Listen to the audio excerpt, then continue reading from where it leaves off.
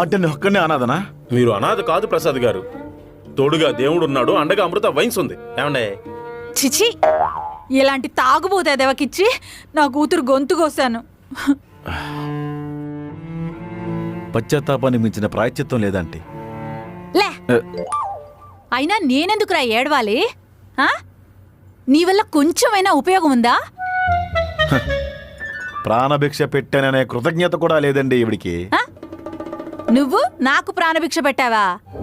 పాపిష్టదవా. పాపిస్తదవా? First నాటికి ముహూర్తం పెడుతుంటే అందరూ పోయారు, మా అమ్మతో సహా. ఇంకా మిగిలింది మీరే. ఈసారి మళ్ళీ ముహూర్తం పెట్టుంటే ఈ పాటికి మీరు బాల్టీ తన్నేసేవాళ్ళు. కక్క మొక్కతో మీ పెద్ద కర్మ ఘనంగా జరిగేది. రెడ్డి గారు చూసారా అసలు ఎంతెంత మాటలు మాట్లాడుతున్నాడో? ఏంటండి? మరి లేకపోతే ఏంటండి? గొంతు చించుకొని మరీ చెప్పాను కదే ఇలాంటి యదవని పెళ్లి చేసుకోవద్దని. కట్నం